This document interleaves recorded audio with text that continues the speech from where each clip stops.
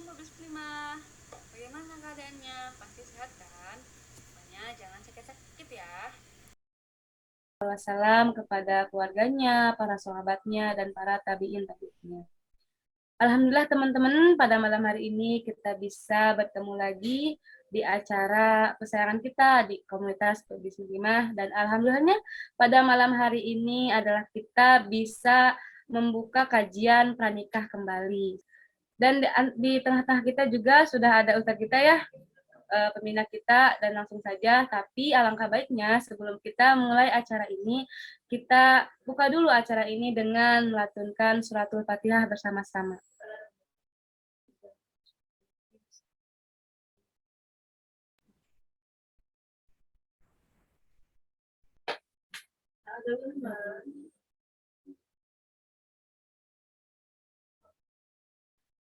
Alhamdulillah, pembacaan suratul Fatihah sudah kita baca bersama-sama. Langsung saja kepada Ustadz Dido, waktu dan tempatnya dipersilahkan Ustadz.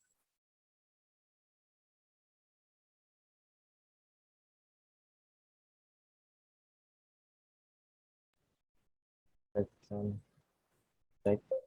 Bismillahirrahmanirrahim. Suaranya udah terdengar belum?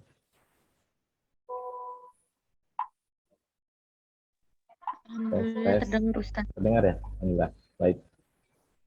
Baik, saya share screen ya.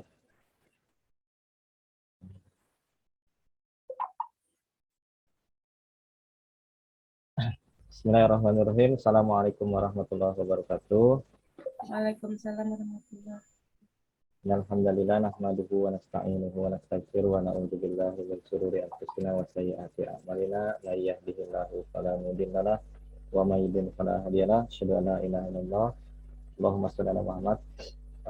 Teman-teman yang selalu dirahmati Allah Subhanahu wa taala, alhamdulillah kita bisa menyelenggarakan kembali kajian rutin bulanan.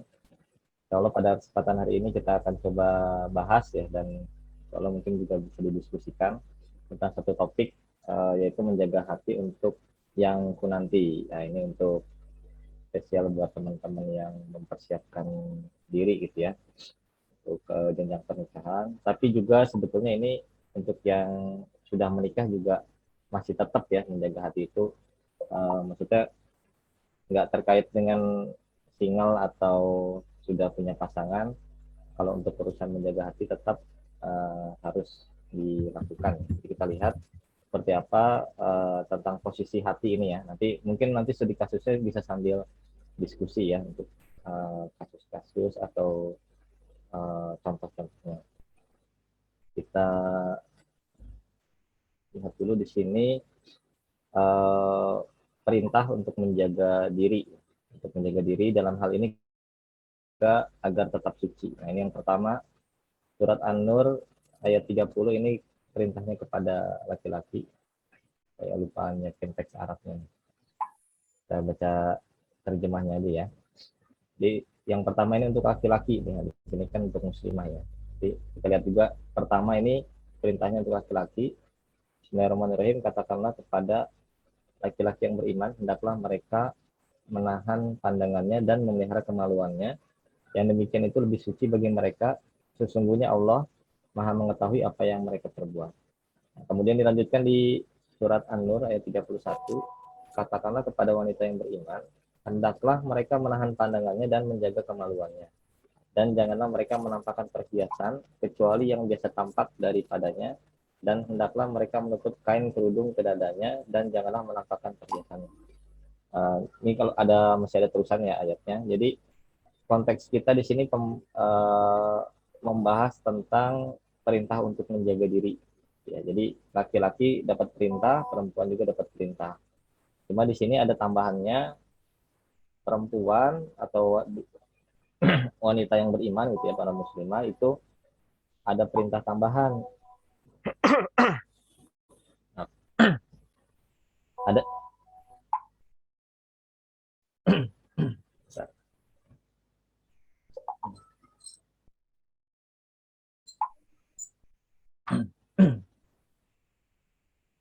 tuh, maaf nih, salah dikit. Nah, untuk Untuk perempuan itu ada perintah tambahan untuk menutup aurat, ya, menutup aurat, menjaga perhiasan. Artinya jangan sampai perempuan ini eh, jadi murahan gitu ya, jadi murahan, terus jadi seperti diobral, diambur-amburkan. Ya harus lebih menjaga. Jadi karena ada perbedaan karakter penciptaan, ya, perbedaan tabiat, perbedaan fitrah juga antara antara laki-laki dan perempuan. Ya. Jadi ada tambahannya karena ada perbedaan itu. Ya, jadi kalau laki-laki mungkin dari sisi menjaga tidak terlalu posisinya, nanti ada ini ya, ada plus minusnya. Masing-masing ada plus minus itu, maksudnya dari bukan minus dalam pengertian negatif gitu ya, minusnya maksudnya nanti ada yang lebih dari aspek tertentu, nanti di sisi yang lain di jenis yang lain itu ada beban, masing-masing ada beban tersendiri. Kita lanjutkan di sini, apa saja yang dijaga ketika kita menjaga diri. Nah, menjaga diri di sini dari beberapa referensi yang saya baca, dan mungkin juga kalau kita muhasabah gitu ya, kita ingat-ingat perjalanan hidup mungkin akan sama juga ya seperti ini. Dari beberapa kajian juga paling enggak ada 4 nih ya. Pertama menjaga niat. Nah, niat ini nanti sangat terkait dengan hati ya. Cuma orang kalau dalam fikih ibadah fokusnya membahasnya niat. Sebetulnya ada banyak aspek dalam hati yang bukan cuma niat gitu, bukan cuma niat. Kemudian menjaga pandangan, tadi di sini pandangan itu kita melihat ya, sesuatu. Menjaga pandangan berarti kalau dulu otomatis nih sama yang ketiga nih sepaket nih, menjaga pandangan sekaligus menjaga aurat atau kemaluan. Artinya yang satu sebagai subjeknya melakukan sesuatu, yang satu lagi yang dilihat gitu ya. Yang dilihatnya itu apa sih? Kalau kita menjaga pandangan dari aurat lawan jenis. Nah, tapi bukan cuma dari auratnya ketika melihat pandangan itu, karena nanti ada hal-hal lain. Ya, ada hal-hal lain nanti kita akan coba detailkan. Jadi ketika kita menjaga pandangan, kita melihat khususnya dalam konteks terhadap lawan jenis ya di sini. Jadi bisa aja kan kita melihat yang sejenis nih, tetap harus dijaga juga. Ya, misalkan, wah ada orang yang lebih cantik dari kita, yang lebih kaya dari kita. Nanti kan itu akan timbul sesuatu di dalam hati kita ya. Ada yang lebih jelek misalkan, ada yang menurut kita mungkin lebih rendah atau memalukan. Nah, itu kan pandangan juga ya kita pandangan. Ini pandangan uh, dari masalah penglihatan bisa juga langsung ke dalam pikiran. Pandangan di sini bisa bisa perspektif ya, pandangan pikiran kita. Nah, kemudian secara khusus menjaga aurat itu berarti relevansinya dengan tugas melakukan menutup menutup diri dengan hijab ya, untuk pakaian muslimahnya. Nah, selain hijab juga masalah fungsi dan tujuan dari menutup hijab atau menutup aurat dengan hijab. Karena nanti ada orang yang sudah melaksanakan menutup dirinya dengan menggunakan hijab ya, kerudung dan jilbabnya gitu. Tapi ternyata tidak tahu malu gitu ya, menjaga kemaluan tapi tidak tahu malu, senang tampil di muka umum tanpa ada, pengen dilihat gitu ya, pengen dilihat semua orang, pengen dilihat banyak orang, pengen dikomentari, pengen viral, pengen jadi pusat perhatian. Nah, itu termasuk tidak menjaga hakikat dari menjaga, atau tidak mengamalkan hakikat penjagaan terhadap diri ya, atau kemaluannya. Karena dari sisi aspek lawan jenis, misalkan sekalipun kita bisa sudah menutup aurat ya sesuai syarat dan ketentuan umum dari pakaian, itu dari sisi lawan jenis itu belum tentu seperti itu ya. Artinya kalau ini mohon maaf ya, ini kan saya posisi sebagai laki-laki juga ya, jadi bisa menceritakan bagaimana laki-laki memandang wanita itu meskipun dia tertutup auratnya, tapi dalam pikiran laki-laki itu belum tentu dia tidak telanjang lah, bahasa kasar gitu, belum tentu dia tidak telanjang. Karena apa, nanti dia akan bisa memunculkan image-image tertentu, karena pikiran itu bisa bergerak ya, sama seperti ya perempuan juga kan sebetulnya bisa, cuma dalam konteks ini laki-laki khusus kepada fisik itu memang menjadi perhatian. Berbeda dengan perempuan. Perempuan keumumannya tidak terlalu mempersoalkan urusan fisik, ya. Meskipun ada urusan-urusan fisik yang menjadi patokan-patokan, tapi pada umumnya tidak atau mudah dikesampingkan. Bagi laki-laki fisik itu hal yang pertama gitu. Meskipun bisa dikesampingkan nantinya, tapi harus ada alasan dulu untuk mengesampingkan. Karena yang pertama kali dilihat biasanya kalau laki-laki ke perempuan itu langsung kepada fisik atau kecantikannya. Semua bentuk lah, bentuk fisik, ukuran, semua itu dilihat oleh laki-laki. Jadi laki-laki itu memang fitrahnya ke situ. Makanya di perintah-perintah tentang pernikahan juga laki-laki itu dinasehatin supaya mementingkan agama. Karena kalau nggak dinasehatin atau dibeli warning untuk memilih agama, laki-laki itu pasti milihnya fisik. Gitu ya, pasti milihnya fisik. Nah, kalau kita memahami hal ini sebagai perempuan, kita akan memahami kita bisa menjadi objek atau sangat mudah dan seringkali dijadikan objek untuk pandangan laki-laki. Jadi, ini bahasa ilustrasinya. Sejelek apapun, kalau dari sisi aurat, dari sisi laki-laki itu menyukai bentuk tubuh wanita, ya. Aspek-aspek kewanitaan yang dimiliki wanita secara khusus tidak ada di laki-laki, itu disukai oleh pandangan laki-laki. Sejelek apapun, misalkan mohon maaf wajahnya gitu ya, atau ada yang bilang oh bentuk tubuh tidak ideal, ini pasti nggak banyak yang suka. Tetap kalau namanya laki-laki terhadap perempuan, ibarat kucing lapar ngelihat ikan gitu ya.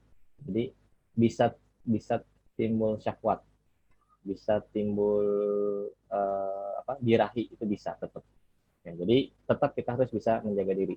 Jangan mentang-mentang nggak merasa cantik misalkan, itu terus malah nggak menjaga diri. Tapi dari sisi lain nanti ada pandangan ketika kita menjaga diri itu kita bahkan bisa lebih anggun, bisa lebih disukai, tapi bukan disukai oleh hawa nafsu gitu ya. Kita disukai oleh laki-laki atau disukai oleh lawan jenis kita, disukai oleh semua orang karena memang disukai misalnya secara akhlak gitu ya, secara perilaku kita disukai. Nah, ini juga bisa jadi pendekat kita atau mempermudah kita ketemu orang-orang baik. Ya, konteksnya misalkan jodoh, nah insya Allah dapat jodoh yang baik juga. Ya, karena pasangan ya, di ayat Al-Quran kan disebutkan juga ya laki-laki yang baik untuk perempuan yang baik sama gitu.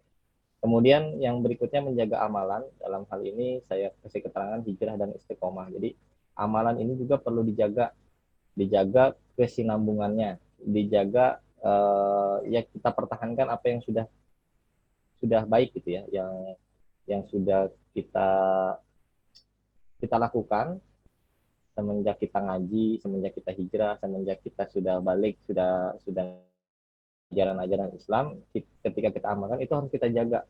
Nah, dijaganya di sini bukan karena untuk nyari jodoh gitu ya, bukan karena untuk nyari jodoh, tapi memang itu akan berkorelasi, saling berhubungan. Ketika kita menjaga diri untuk tetap menjadi solihah gitu ya, kita jadi mukminah yang baik lah ya, yang ya high quality gitu ya. Kita jaga bahwa kita tuh orang-orang baik, kita tuh orang yang takwa, kita orang yang taat kepada Allah. Nah, kita jaga itu terus. Nanti akan ketemu dengan orang-orang yang baik juga. Karena kan kita menginginkan dapat pasangan atau ketemu orang-orang yang baik. Nah, nanti orang-orang itu akan saling berkumpul, saling mendekat ya, karena satu frekuensi. Kalau kita nggak menjaga, mungkin mudah ketemu, ya, sama pasangan gitu ya. Tapi ya dapatnya nanti yang jelek juga, karena tadi ada motif hawa nafsu. Ya. Gampang sih sebetulnya untuk dapetin pasanganmu gitu ya, kalau dari sisi ini bahasa anekdotnya, misalkan perempuan itu telanjang aja itu pasti diliatin, pasti banyak laki-laki yang mau. Tapi laki-laki yang nggak tahu malu ya kan pastinya gitu. Jadi kita kan nggak pengen memposisikan seperti itu. Jadi amalan kita jaga supaya yang dekat dengan kita, yang Allah dekatkan itu orang-orang yang baik juga. Karena kita pengen menikmati hidup nanti sampai akhir hayat, sampai di akhirat juga itu bersama orang-orang baik. Nah, kemudian di sini ada sebuah hadis ya, yang mungkin teman-teman mungkin udah ada yang menghafal ya. Kalau di ini hadis arba'in ya, kalau nggak salah hadis arba'in. Innal halalul bayyinun wa innal haram bayyinun wa bainahuma syubhat. Nah, ini saya belum hafal sampai bawah. Tapi hadisnya udah dikenal ya, sebagian sering juga dibacakan di banyak majelis. Yang halal itu jelas, yang haram pun jelas, sedangkan di antara keduanya ada yang syubhat, yang kebanyakan manusia tidak mengetahui. Ya, jadi karena nggak tahu, nggak punya ilmu, maka nggak tahu posisinya nih, ini halal apa haram. Nah, siapa yang menghindari perkara syubhat yang tidak diketahui itu, maka ia telah membersihkan agama dan kehormatannya. Dia menjaga dirinya berarti di sini. Barang siapa yang jatuh ke dalam perkara yang syubhat atau samar tadi, maka ia jatuh kepada yang haram. Karena apa? Karena dia tidak tahu. Ya, dan di sini ada tambahan, di sini juga kita harus menjaga diri dari yang syubhat. Artinya terlarang juga untuk bermain-main di wilayah syubhat, meskipun mungkin saja itu tidak haram. Ya, tapi di sini langsung dihukumi haram karena tidak menjaga dirinya. Seperti seorang penggembala yang berada di dekat pagar larangan atau batas gitu ya, batas wilayah milik orang yang dikhawatirkan akan masuk ke dalamnya. Ketahuilah bahwa setiap raja memiliki larangan atau dalam hari ini aturan ya, undang-undang. Ingatlah bahwa larangan Allah adalah apa yang diharamkannya. Nah, ketahuilah, nah ini yang menarik ini, saya dapat faedah ini dari Ustadz Nuzul Zikri ya, kalau waktu menjelaskan tentang hadis ini, ada beliau memberikan faedah, salah satu faedahnya hadis ini bahwa ini lagi cerita halal haram, tapi closing closing pembahasannya itu ternyata tentang apa? Tentang hati. Ketahuilah bahwa di dalam jasad manusia terdapat segumpal daging, ia lebih baik maka jika baik maka baik seluruhnya. Ini terjemahannya, ada yang segumpal daging, segumpal darah gitu ya. Dan jika ia rusak, maka ia rusak pula jasadnya. Ketahui bahwa segumpal daging itu adalah hati. Nah, jadi di sini ada satu unsur dalam diri manusia yang itu mempengaruhi seluruhnya.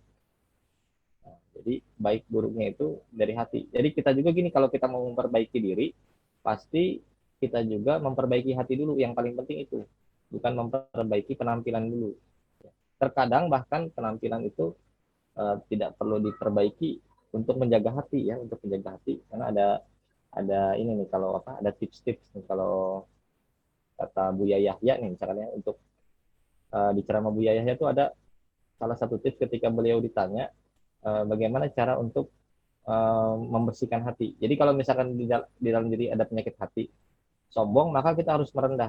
Kalau kita ujub atau ria nih, ria pengen dilihat orang, maka kita harus sembunyi. Kalau kita merasa diri kita hebat, maka kita harus tampil secara sederhana. Itu salah satu tipsnya ya dari beliau. Jadi kadang-kadang kita harus tampil berlawanan dengan kalau hati itu sedang dikuasai oleh keburukan.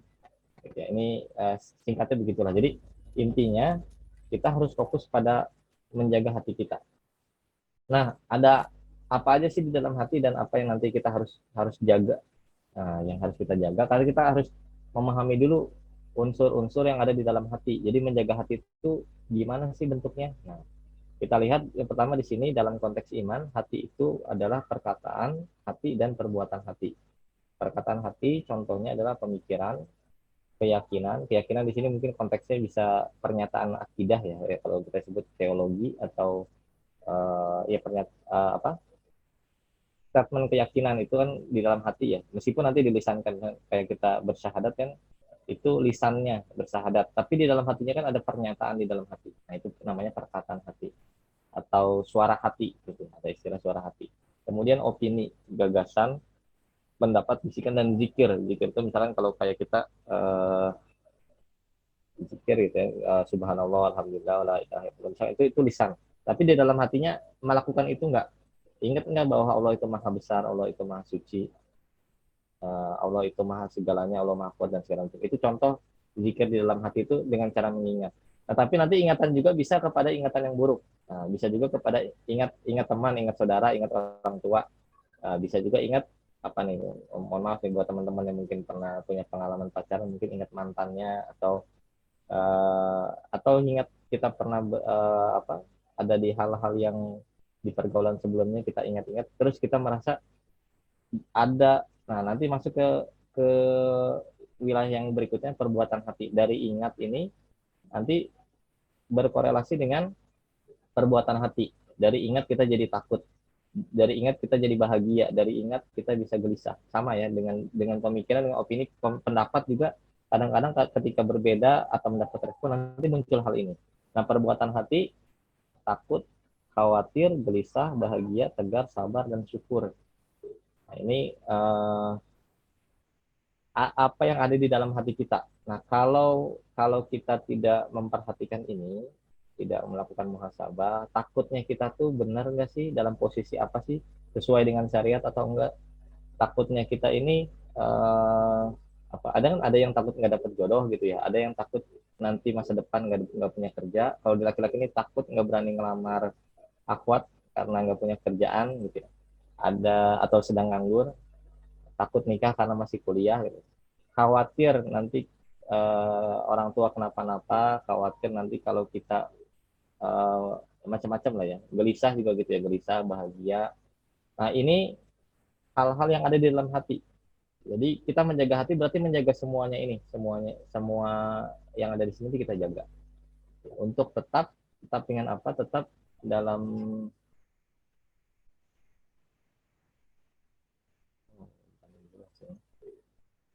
ya, untuk tetap sesuai dengan syariat lah secara umum gitu. Nanti ada di slide-nya, salah urutan. Ya karena apa hati itu harus dijaga, kenapa hati itu harus kita pentingkan, kenapa semua hal-hal tadi itu harus kita pikir, kita perhatikan, kita konsentrasi kepada kondisi diri kita yang batin, kepada kondisi kita tadi, perkataan hati kita seperti apa, perbuatan hati itu seperti apa, karena hati itu pengendali ya, karena hati itu yang nanti dari hati itu akan berdampak ya. Bahkan dari perkataan hati nanti muncul ke perbuatan hati. Dari perkataan hati muncul ke perbuatan anggota badan. Ya.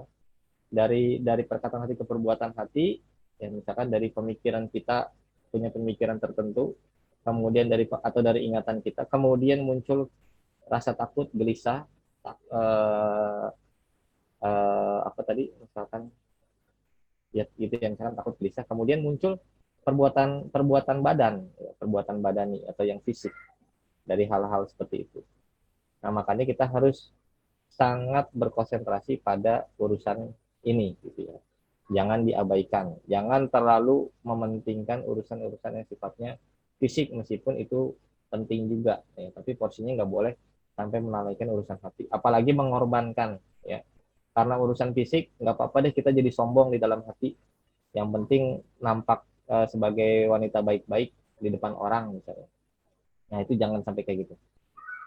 Nah, kemudian di sini ada ini enggak terlalu ini ya, riwayat apa, tidak akan masuk surga dalam hati di dalam hatinya setitik rasa takabur, kesombongan. Ini juga ada beberapa riwayat yang mirip seperti itu ya, kesombongan, takabur, kemudian merasa hebat, merasa sebagai pusat perhatian, atau merasa orang yang paling penting.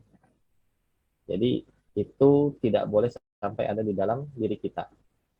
Kemudian, nah, kalau orang yang beriman, tentu saja hatinya, tadi ya, perkataan dan perbuatannya, itu sesuai dengan ajaran yang dibawa oleh Rasulullah Shallallahu Alaihi Wasallam. Jadi harus seperti apa ya, harus ikutin ya. Harus rajin ngaji, nanti di dalam pengajian itu kita tahu ya, tugas hati kita apa nih, tugas pemikiran kita harus seperti apa, opini yang ada dalam pikiran kita, dalam benak kita harus seperti apa, ingatan kita harus apa yang diingat ya. Kalau ikut pengajian apa, contoh di jemaah tabligh ya, pikiran itu harus mengingat urusan umat Rasulullah gitu ya. Harus ingat banyak yang belum sholat gitu. Dari situ muncul keresahan, sehingga muncul tindakan untuk mengajak orang sholat. Kalau di pengajian ini juga, kalau di pengajian Hizbut Tahrir setiap pagi misalnya, untuk mengingat urusan kaum muslimin, ya, kondisi kaum muslimin sedang terlantar, sedang terpuruk, berserakan tanpa kepemimpinan misalkan gitu. Jadi itu contoh, dengan muhasabah di pagi hari kita tahu apa yang harus kita lakukan. Nah, dari situ kalau hati kita sudah beres, insya Allah tinggal tinggal apa tidak sulit atau lebih mudah membereskan urusan yang sifatnya jasad.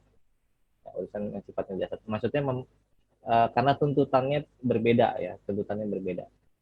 Seorang orang manusia itu bisa saja tidak mengamalkan syariat yang sifatnya fisik yang jasad, tapi nggak bisa atau nggak boleh enggak yang dalam urusan hati, gitu ya. Bisa aja misalkan gini, bisa aja misalkan seorang perempuan, misalkan dia tidak berkerudung syar'i karena tidak ada, atau di tempat negeri yang minoritas kesulitan atau ada larangan sehingga dia terbatas. Tapi kan dalam ketundukan di dalam hati kan nggak boleh ya, menghalalkan atau menganggap ya udah nggak apa-apa deh gitu. Di dalam hatinya tetap ada rasa menyesal ya, karena tidak bisa mengamalkan, tetap menganggap hal ini wajib gitu ya. Tapi kalau di dalam fisik banyak di alam fisik itu banyak yang sifatnya uh, sangat bergantung dengan hal-hal lain. Kalau hati ini nggak ada gantungannya, ya langsung kalau dalam sebuah riwayat bahkan hati ini langsung ada di jemari-jemari Allah ya. Ada ilustrasi seperti itu, ungkapan hati itu sudah otomatis langsung tersambung kepada Allah. Jadi seperti apa keadaan hati kita? Ya, kalau yang masih banyak kotorannya, banyak penyakitnya, ya segera konsentrasi untuk memperbaiki. Ya. Jangan jangan langsung berharap dapat, karena gini nanti kita dapat pasangan yang soleh misalkan gitu ya, yang baik. Itu juga kan cuma penampakannya aja, belum tentu di dalam hatinya betul-betul soleh, betul-betul bertakwa. Kalaupun seadanya betul-betul pun, kalau kitanya enggak, itu nanti jadi nggak nyambung, ya. Karena kitanya tetap dalam keadaan tidak satu frekuensi dalam hatinya. Kitanya tetap gelisah, pasangan kitanya udah orang baik misalnya. Itu juga kalau misalkan betul, tapi bisa bisa jadi yang walau alam nih banyak terjadi. Kalau saya banyak banyak ngelihat kasus-kasus itu ya nampaknya kayak orang soleh, nampaknya alim, nampaknya ya ya dengan baju takwa kayak orang bertakwa gitu ya. Tapi nanti dari ungkapan-ungkapannya, ya, dari perlakuannya, dari pandangannya, pandangan terhadap pasangan, pandangan terhadap keluarga, itu kan nanti dia akan terwujud dalam praktek, dalam amalan-amalan. Nah, makanya kita harus mementingkan hal ini, ya, perbaiki diri. Tapi kalau misalkan kita sudah baik, sekalipun pasangan kita naudzubillah ya, mudah-mudahan nggak terjadi, kita dapat pasangan yang nggak baik, itu kita tetap dalam kondisi yang beriman dan stabil. Ya. Kita akan menganggap pasangan kita ini ujian untuk bisa mempraktekkan sabar gitu ya, untuk mengamalkan kesabaran, untuk banyak istighfar, itu bisa. Dan kita tetap dalam kondisi yang tenang dan bahagia kalau misalkan hati kita sudah bersih, kemudian niat kita sudah lillahi ta'ala, nanti ketika ketemu dengan pasangan yang kurang pun gitu ya, jadi apa, nggak terlalu bermasalah lah gitu, kurang lebih. Segini doang slide-nya belum beres tadi. Baik, itu yang bisa saya sampaikan untuk pengantar diskusi. Nanti mungkin bisa didiskusikan kasus-kasusnya ya, atau contoh-contoh cerita-cerita nanti supaya bisa lebih jelas posisinya terkait dengan bagaimana kita menjaga hati untuk urusan pernikahan gitu ya, untuk urusan pernikahan secara khusus ya, secara umum sih ya untuk kehidupan dunia kita dan akhirat kita. Demikian mungkin saya serahkan kembali ke Teh Roka, lagi standby nggak?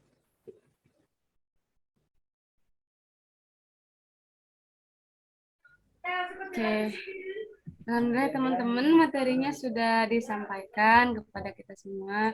Syukron Ustadz atas penyampaian materinya. Nah, sekarang admin akan buka sesi tanya jawab. Silakan bagi teman-teman yang ingin bertanya, boleh langsung raise hand aja ya teman-teman. Kalau mau di chat juga nggak apa-apa, silakan bertanya ya. Oke, silakan Teh Ruki. Bismillahirrahmanirrahim. Ustadz izin bertanya. Enggak.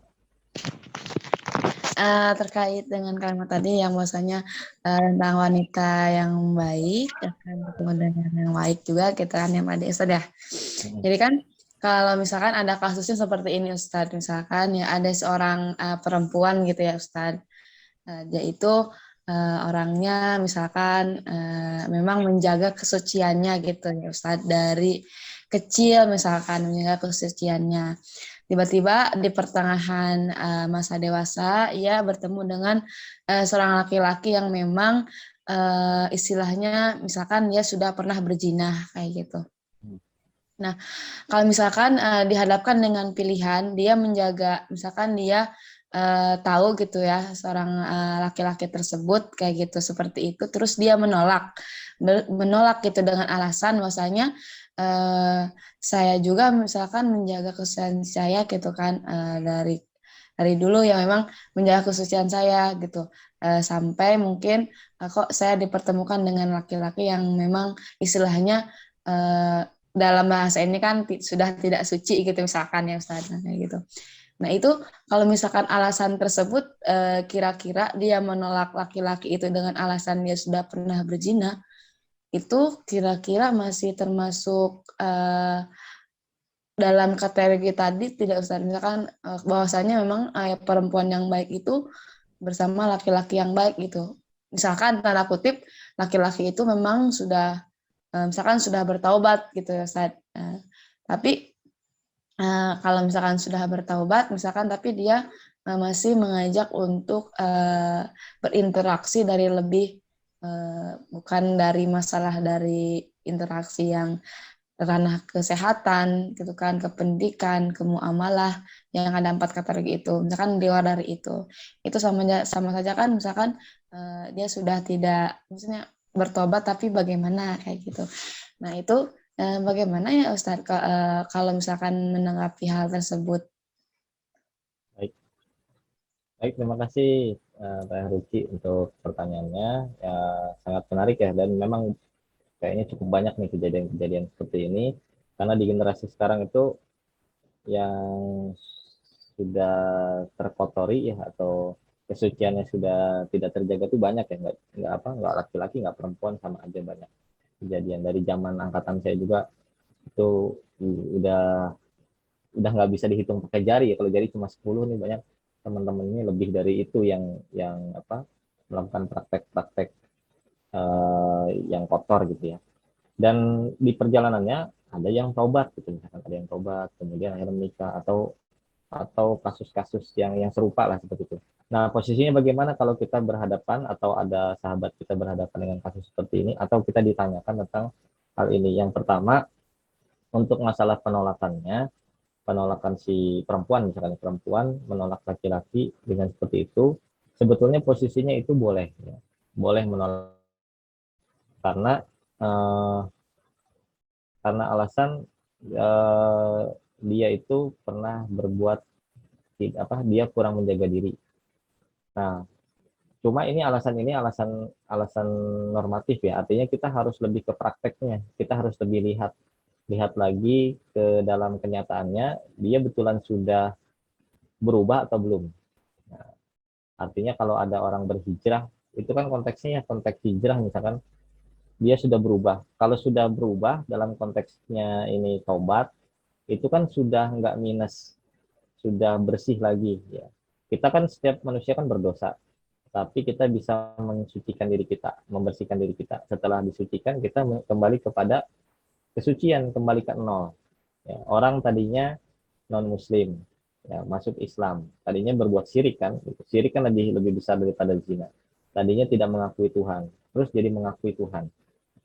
Jadi nol lagi, dimulai dari nol. Ketika itu maka dia baru dilahirkan bersih seperti orang seperti bayi yang baru dilahirkan.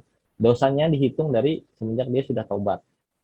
Dilihat habis taubat itu seberapa nakal dia, seberapa banyak maksiat dia. Nah, itulah kurang lebih kalau mau menghitung-hitung ya. Artinya kalau yang masa lalunya itu minus, tadi banyak yang syirik kemudian taubat, banyak yang non muslim masuk Islam ya. Dan kita nggak sedikit juga contohnya yang ternyata kualitasnya lebih bagus ya. Tadinya menyekutukan Allah, dosa paling besar itu ya, yang dia pasti pasti masuk neraka kalau nggak taubat, kalau nggak taslim kepada ajaran yang betul.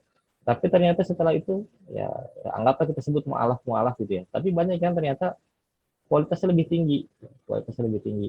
Karena dari sisi ilmu dia ketika dia merasa nol, dia malah lebih giat belajar lagi, dia lebih senang lagi menuntut ilmu agama, misalkan mempraktikkan agama. Karena rasa penyesalan itu bisa membuat dia lebih lebih giat, ya, etos ibadahnya lebih tinggi daripada orang yang udah biasa-biasa aja, atau yang dari kecil mondok gitu ya. Ada yang malah udah bosan ya, di kasus-kasus tertentu. Ya. Artinya dilihat di prakteknya. Kalau di prakteknya memang kelihatan nggak sungguh-sungguh, ya berarti rasa penyesalannya kayaknya nggak ada gitu ya.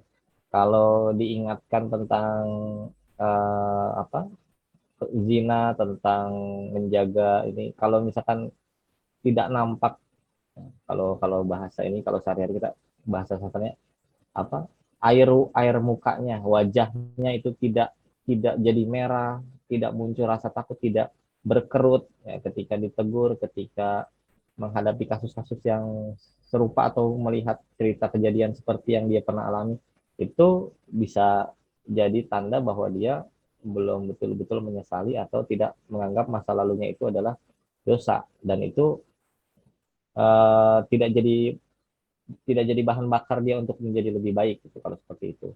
Nah, tapi tadi kalau udah nol, ya udah nol. Berarti nggak boleh kita lihat masa lalu lagi. Banyak kok ustadz-ustadz mu'alaf, ustazah-ustazah juga dari mu'alaf ya. Atau yang mantan masa lalunya jelek, atau para sahabat Nabi yang dulu musuh Islam, ya, musuh bebuyutan, tiba-tiba jadi orang terbaik, yang dulunya banyak membunuh orang Islam, membunuh sahabat Nabi, malah jadi membunuh musuh-musuh Allah gitu kan, itu kan banyak. Itu artinya peluangnya tetap ada. Jangan sampai penolakan itu karena merendahkan. Kita merasa diri lebih suci, itu kan nggak boleh juga ya. Ada juga kan di ayat Al-Quran itu kan, wala tuzakku anfusakum. Jangan kalian menganggap diri kalian paling suci atau merasa diri kalian suci, karena Allah lebih tahu siapa yang ahli surga. Ya, sebenarnya kita ngelihat perempuan perempuan apa, pelacur gitu ya, dia nggak menjaga diri, tapi kan kita nggak tahu nggak menjaga dirinya itu dari apa. Bisa jadi dia menjaga hatinya, cuma dirinya tidak terjaga karena memang dilahirkan di lingkungan seperti itu, misalkan dari orang tuanya yang udah membawa dia ke pelacuran sejak dari kecil, misalkan kan banyak kejadian. Tapi hati dia bisa jadi penuh gelisah, takut, dia tuh nggak merasa nyaman.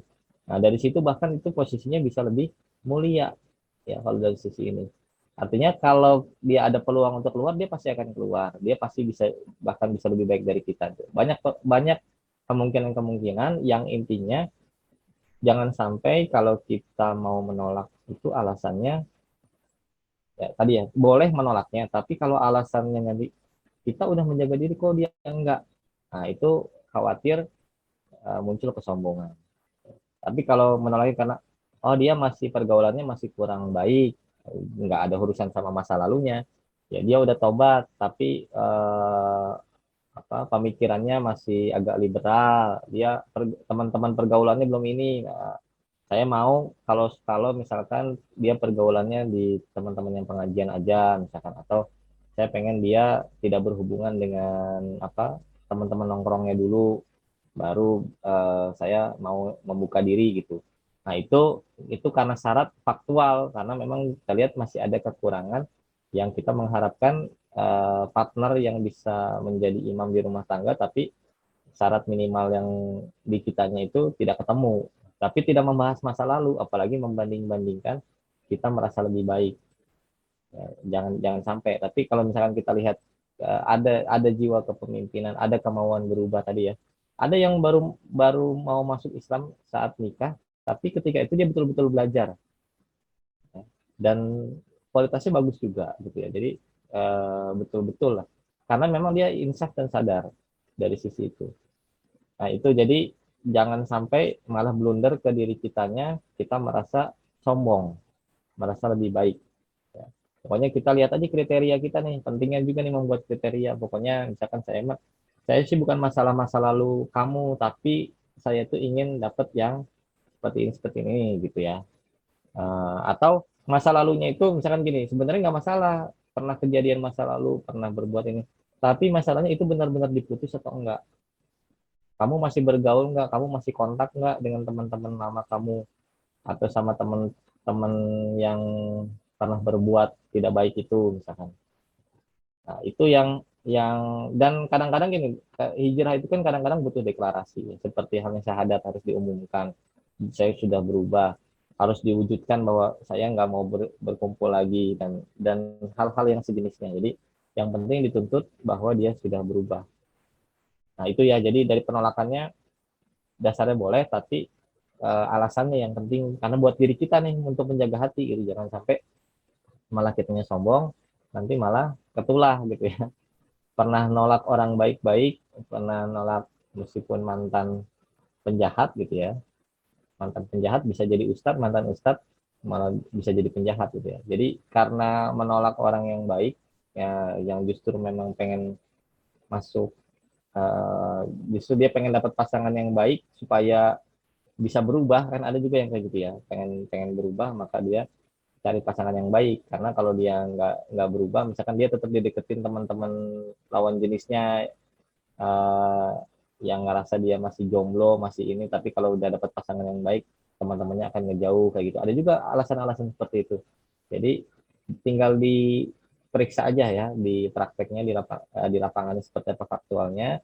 Kemudian yang penting kita menjaga diri kita, jangan sampai kita merasa lebih baik, atau jadi dalam pikiran kita orientasinya adalah merendahkan orang lain ya.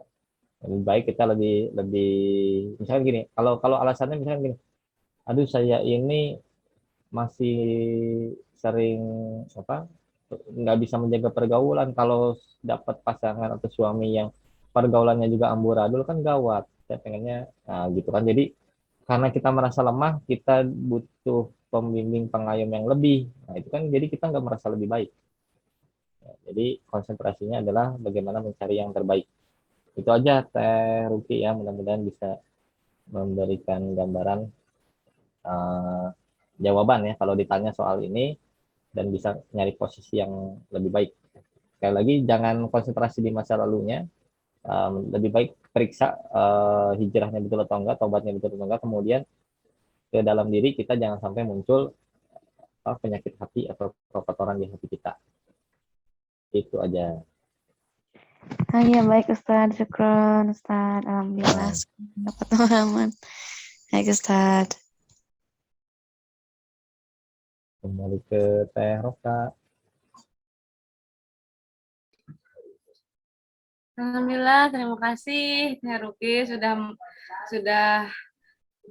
mengajukan pertanyaan, dan terima kasih kepada Ustaz Ridho yang sudah menjawab pertanyaannya, yang Masya Allah ya. Oke teman-teman, silahkan ada yang mau ditanyakan lagi. Ini tadi banyak tuh hilang ya.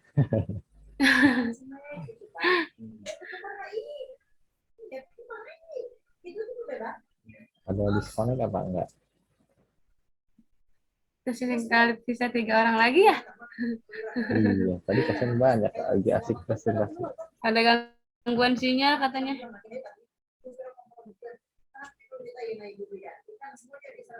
Sekarang emang ini. Oke.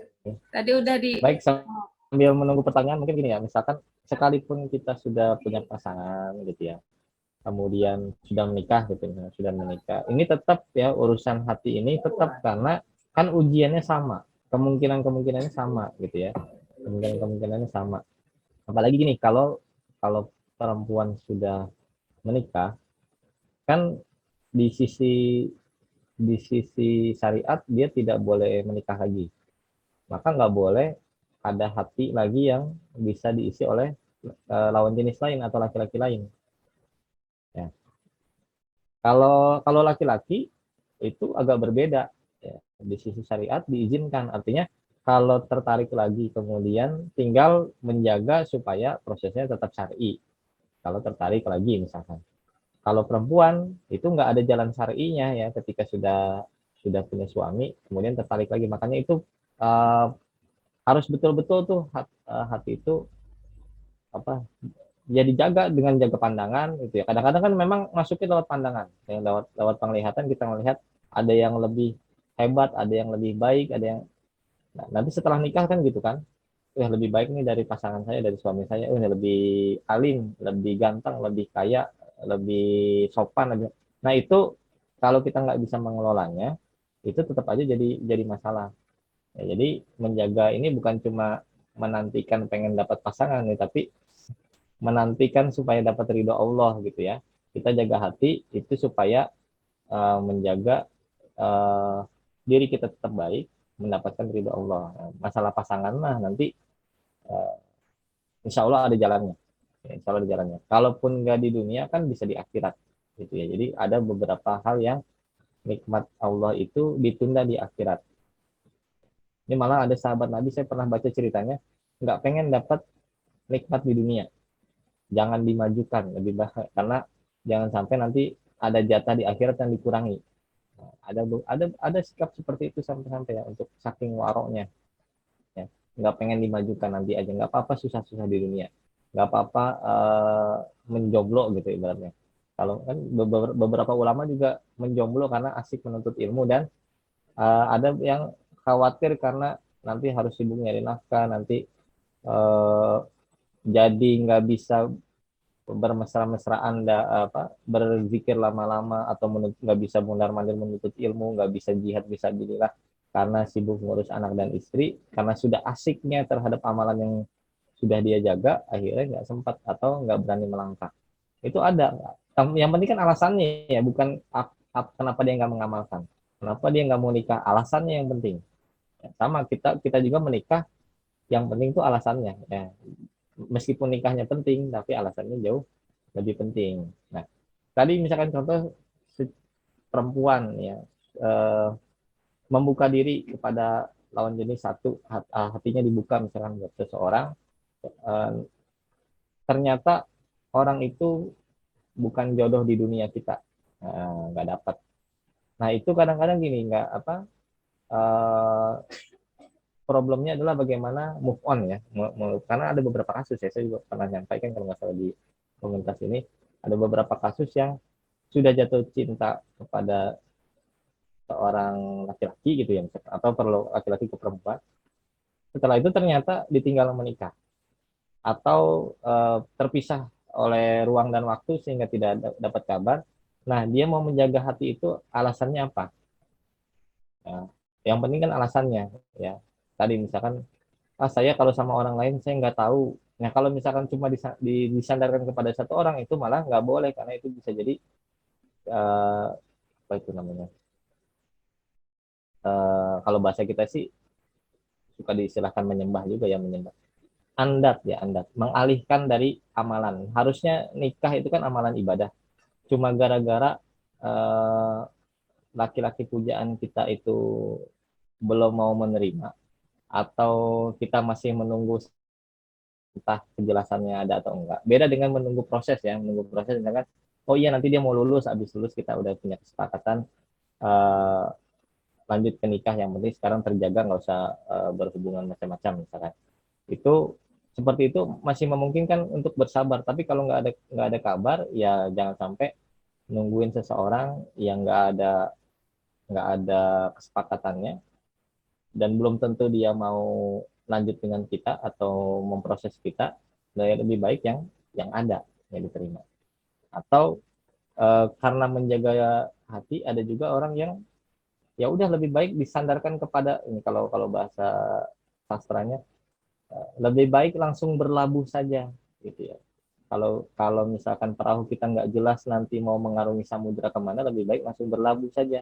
Pilih satu pelabuhan yang penting langsung bisa untuk disandarkan dan bisa untuk membuat diri nyaman ya, nggak perlu banyak kriteria. Itu juga bisa untuk menjaga menjaga hati kita ya. Karena ada beberapa orang yang hatinya itu mudah gelisah, gampang baperan gitu ya, lihat ini sedikit nangis, lihat ini sedikit naksir, lihat ini sedikit langsung merah, misalnya apa, mudah apa, GR gitu ya, gede rasa, terus lalu overthinking, kan banyak yang muda-muda gini kan, semakin banyak kayaknya nih di generasi sekarang nih. Nah Untuk itu bahkan kita bisa menjadikan nikah itu sebagai wasilah untuk menjaga hati, ya, supaya nggak mundar mandir lagi deh, udah tetap aja satu, kan perempuan gitu. Kalau laki-laki punya kesulitan di sisi meskipun udah nikah, nah masih masih bisa kemungkinan nyari-nyari lagi, karena nah itu tadi apa, tugas laki-laki menjaga hati itu meskipun sudah nikah, karena dia masih punya peluang untuk nikah lagi. Jadi harus menjaga dari sisi itunya. Kalau perempuan ya menjaga untuk bertahan kepada satu, kalau laki-laki menjaga amalannya nanti nih, menjaga amalan. Nah sebaliknya kalau si misalkan, nah perempuan menyukai yang sudah berpasangan, itu kan masih terbuka juga peluangnya. Tapi kalau misalkan laki-laki menyukai yang berpasangan, itu nggak boleh sama sekali. Jadi ini manajemen hatinya harus ditutup. Misalkan kalau bagi laki-laki nih, dia suka seseorang, kemudian ditinggal nikah, itu harus di closing tuh, move on, harus lepas, udah harus di delete dari hatinya, karena itu istri orang. Tapi kalau misalkan perempuan, nah di sini kalau perempuan PR-nya, yang tadi laki-laki PR-nya, ketika dia suka dengan laki-laki, laki-lakinya nikah dengan orang, itu kan nggak wajib di delete, karena masih punya peluang jadi yang kedua ketiga misalkan gitu ya. Jadi kalau di sisi perempuan itu pas dia sudah menikahnya, ya. Kalau di sisi laki-laki, kalau si pujaan hatinya sudah nikah, maka dia harus delete. Nah, kalau perempuan, kalau dia sudah menikah, dia harus delete yang lain, gitu ya. Nggak boleh dikasih peluang-peluang lagi, karena itu pintu masuk setan dan keretakan rumah tangga bisa di situ. Jadi masing-masing punya punya ujian, masing-masing punya taklif ya, beban syariat yang harus ditanggung, yang itu adalah amalan dia untuk mendapat keriduan Allah Subhanahu wa taala. Itu aja dari saya tambahannya. Mungkin ada kasus-kasus lain atau cerita-cerita lain, mangga.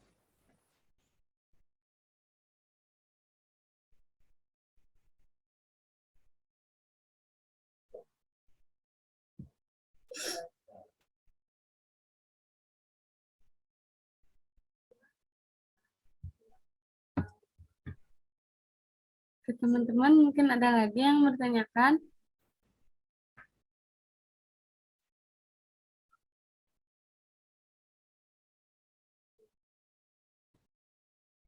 Bagaimana Tad? Mungkin ada yang ingin sama lagi Tad?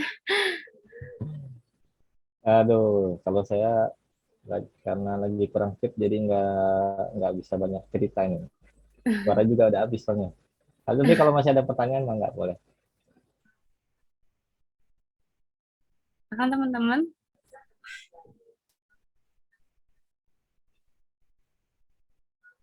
masih bertahan sisa menit-menit terakhir.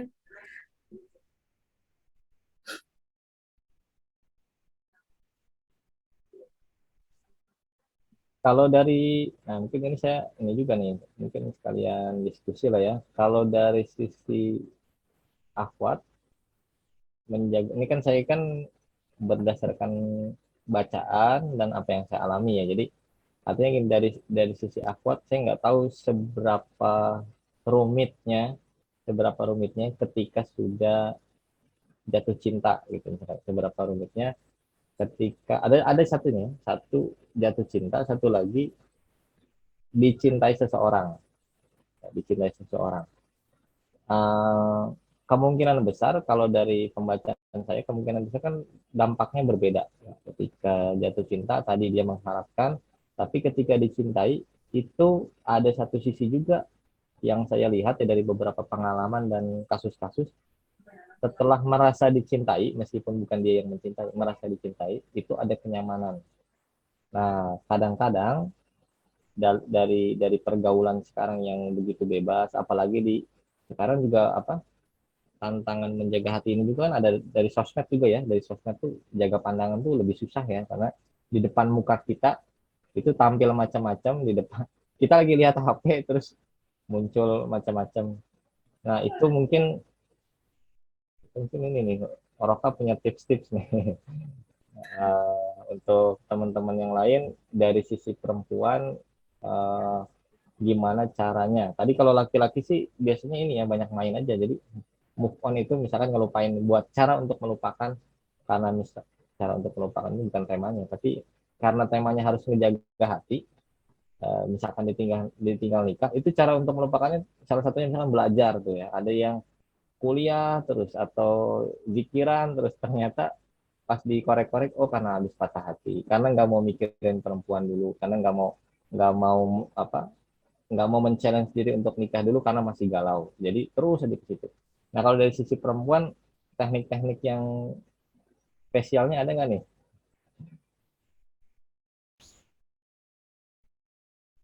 Mungkin ada buat tambahan, kalau nggak ada ya nggak apa-apa, kita cukupkan aja untuk hari ini.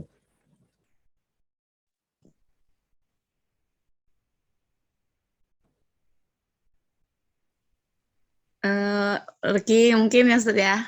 Mangga, mangga, boleh. Kalau ini apa sih kalau menurut Ruki ya, kalau misalkan memang perempuan itu kayak yang tadi disebutkan oleh Ustadz gitu ya, bisa menyibukkan diri dengan kuliah, dengan yang lainnya gitu. Yang lebih relate sih lebih ke, berarti kan lebih ke move on-nya gitu ya tadi ya, Iya, bagaimana gitu. iya. Lebih ke dipikirkan kembali keburukan-keburukannya kayak gitu. Justru ketika melihat keburukannya gitu kan bisa menjadikan, oh Allah itu ternyata misalkan Allah itu ternyata menghindarkan orang tersebut karena ini, dan ternyata karena ini, dan mungkin dan pastinya gitu Allah pasti menyiapkan yang lebih baik dari ini kayak gitu. Jadi lebih ke positive thinking dan melihat kembali keburukan-keburukannya kayak gitu. Bukan berarti yang tadi ya, bukan berarti kita lebih baik gitu, karena kan biasanya manusia itu khususnya ya, kalau misalkan perempuan itu biasanya suka ilfil gitu kan, biasanya suka ilfil dengan hal yang membuat ya itu, ih kok gitu sih gitu kan. Kadang yang ilfil itu membuat perempuan tuh bisa move on gitu. Misalkan uh, dia itu suka ngerokok misalkan, ternyata dia itu suka ngerokok loh, padahal kan kalau mau kan misalkan rokoknya ditabung kayak gitu kan nggak baik juga gitu kan kalau ngerokok, misalkan menjadikan kriteria list kriteria cowok idaman gitu nggak ngerokok kayak gitu. Nggak dia ngerokok gitu, pertama dari dia yang suka ngerokok, terus yang suka nongkrong kayak gitu, masa suka nongkrong kan itu kebiasaan gitu. Kalau misalkan nanti suka nongkrong, takutnya ketika udah nikah bukannya sibuk di rumah atau gimana gitu kan sama istri sama anak, ini malah takutnya nongkrong kayak gitu. Jadi lebih dilihatkan keburukan, bukan berarti dia tuh buruk ya, tapi ambil titik-titik, ambil apa ya, dari segi kecil, sebagian kecil keburukannya gitu. Karena dari Ruki sendiri dari Ruki sendiri kalau misalkan yang seperti itu, kalau Ruki tipsnya sih suka dulu tadi ya sebelum berhijrah gitu, suka melihat keburukannya dulu sehingga kan bisa jadi ilfil kayak gitu, dan positive Eh, thinking. Lihat perilakunya, ternyata nggak lebih apa, tidak jadi lebih baik gitu ya, perilakunya Ya, ternyata masih betul. kayak gitu. Soalnya Mm, kalau kalau laki-laki nggak nggak apa, susah sih ngeliat kayak gitu. Udah buta tuh kalau laki-laki, udah kalau udah suka apa, um, kecuali kalau di depan-depan sudah dibuat ilfil, ya udah hilang, jadi nggak suka lagi. Tapi kalau udah suka, udah naksir, biasanya tuh dicari pembenaran. Makanya laki-laki mah lebih baik, kebanyakan ya, dari teman-teman tuh, ya udah sibuk belajar dah, biar banyak ilmu lain, biar informasi yang lain-lain tuh banyak sampai lupa, sampai ketemu yang lain. Tapi yang lain juga kadang-kadang nih, ada beberapa teman yang lain juga nyari yang mirip gitu. Mirip sama mantan yang dulu, mirip sama dulu yang pernah proses, mirip. Jadi kadang-kadang kayak gitu juga. Jadi tetap, karena kan kriteria fisiknya nempel gitu. Kalau di laki-laki itu kriteria fisiknya nempel gitu. Kalau dia kriteria fisiknya cuma satu dan ada di orang itu, susahnya itu ya udah nanti cari lagi ke situ lagi biasanya, kayak cari yang mirip. Nah makanya lebih lebih ke fisik kalau laki-laki. Nah, jadi kalau perempuan mah tadi perilaku ya, yang Iya, dijadiin ininya apa, nah, perilaku, akhlaknya, perkembangannya kayak gimana. Kalau laki-laki, ini juga mungkin buat ini nih buat wawasan nih perempuan gitu ya. Jadi kadang-kadang sampai ada yang pernah tuh ada nama, bukan mantan ya, ini mungkin mantan atau apa, itu dijadi nama anak. Dijadi nama anak, jadi nama anak ya karena apa, pernah punya kenangan, pengen pengen dijaga kenangan. Nah, tapi kan masalah hatinya nggak tahu nih. Saya juga karena nggak ngalamin, nggak bisa ngebedain maksudnya dia mungkin ngejaganya cuma ngejaga kenangan yang baik-baiknya atau pengen tetap punya semangat hidup. Kalau kalau problemnya itu kalau ternyata nggak bisa di apa, dia masih ingat tapi nggak bisa diproses. Nah, kalau laki-laki kan di situ beratnya, di situ. Jadi tadi fisik atau ketemu yang lebih cantik. Nah, kalau laki-laki gitu, lebih cantik nih yang dulu kalah cantik. Nah, itu jadi problemnya berbeda ya. Jadi memang kalau secara teori, kalau tadi yang disebutkan sama Teh Ruki itu sangat memungkinkan karena eh, kita hidup dengan perilaku ya keseharian ya. Dan perempuan itu mendapat perlakuan dari perilaku. Kalau laki-laki kan memperlakukan perempuan, lebih dominannya itu ya, memperlakukan. Jadi sehingga laki-laki itu ibarat kata gini, kalau perempuannya perilakunya di bawah standar dia, itu nggak terlalu dia pedulikan karena dia yang lebih banyak memperlakukan ya, atau dia banyak mengambil kendali gitu ya. Kalau nggak sesuai paling tinggal diomelin gitu kan. Kalau jadi suami tinggal ngomelin, tinggal ditinggalin atau jarang di rumah kayak gitu kan. Karena laki-laki punya punya drive yang di luar rumah, kemudian punya otoritas. Jadi laki-laki biasanya standar perilakunya nggak apa, bisa diturunkan nggak masalah. Tapi standar wajah susah, kecuali dia punya tadi ya berdasarkan karena agama nih, tuntutan agama dia uh, gorizah naunya bisa digeser kalau dari sisi laki-laki. Tapi kalau dari sisi perempuan ya tadi betul lebih baik konsentrasi di perilaku. Kalau ya cari yang lebih baik perilakunya. Karena apa? Nanti kita kan diperlakukan sehari-hari itu yang gampang ngebentak kan nggak betah ya tiap hari dibentak-bentak atau perlakuannya kasar, kata-katanya kasar. Terus apa? Gestur tubuhnya nggak buat nyaman gitu ya. Nah, itu yang akan berdampak pada keseharian. Jadi, makasih nih tadi. Jadi ini baru nih apa tambahan dari Ruki. Jadi kalau saya karena tahu dari sisi laki-laki doang tadinya, biasanya cuma urusan gitu kebanyakan sih. Oke, atur nuhun.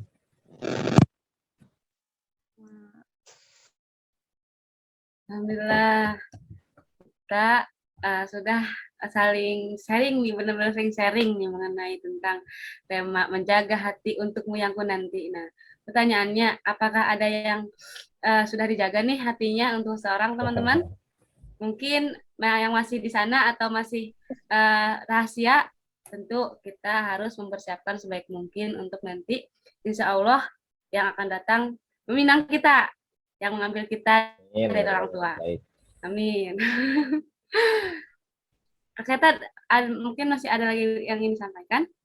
Mungkin yang terakhir ini kalau bahasa ustadz yang kekinian itu kan katanya harus nikung di sepertiga malam ya. Jadi kalau saya lebih ya kalau dalam bahasa itu kalau kita bisa mendoakan, doakan yang terbaik. Jadi doanya untuk yang terbaik, bukan supaya jadi milik ya. Kecuali kalau udah hilang akal ya. Kalau misalkan kita udah kayak orang stres, itu kan butuh obat. Kayak orang apa tuh mabuk, yang lagi mabuk asmara, lagi mabuk, nggak mungkin itu terpaksa doanya yang berlebihan gitu ya. Tapi kalau kita udah sadar ya doanya yang baik-baik ya, kita doain baik-baik, mudah-mudahan dia dapat yang terbaik, kita dan juga dapat yang terbaik, atau mudah-mudahan kita bersama dalam kebaikan gitu misalkan. Kemudian atau doa tanpa menyebut nama, doa ulang-ulangin kriteria. Meskipun dalam pikiran kita ada sosok tertentu, misalkan ini ada orang pintar, ganteng gitu, terus baik ke sesama atau hormat ke orang tua. Nah, meskipun kita ingat itu, kriteria itu yang disebutkan di doanya. Ya Allah dapatkan apa, pertemukan hamba, jadikan jodoh hamba orang yang tadi kriterianya yang disebut, meskipun dalam pikiran kita ada seseorang. Karena kalau untuk langsung menyebut orang, kalau kita lagi sadar itu sebenarnya itu nggak logis gitu ya, nggak logis dan nggak bagus. Cuma orang-orang yang lagi mabuk asmara aja yang nyebut-nyebut nama nama seseorang itu sampai di dalam doa gitu. Itu aja mungkin tambahannya. Mudah-mudahan manfaat. Baik, jazakumullah khair Ustadz atas Ya, ya. penyampaian materinya dan alhamdulillah pada malam hari ini kita sudah eh, belajar banyak ya Ustadz dari Ustadz khususnya tentang kajian pranikah ini. Nah, semoga di kajian berikutnya teman-teman bisa lihat kembali dan bisa menambah sakofah kita tentang pranikah ini. Oke Ustadz, mau langsung tutup? Langsung aja tutup aja. Oke teman-teman, kita tutup saja kajian pranikah ini dengan bacakan hamdalah, istighfar, dan doa kafaratul majelis. Alhamdulillah. Subhanakallahumma wa bihamdika. Oke, sekian dari saya ya. Mohon maaf atas segala kelapan dan terima kasih kepada Ustadz dan teman-teman semuanya yang sudah hadir pada Terima malam kasih ini. semuanya. Sampai jumpa lagi di kajian berikutnya. Ya, Assalamualaikum assalamualaikum warahmatullahi warahmatullahi wabarakatuh. wabarakatuh. Warahmatullahi. Akan ditutup ya.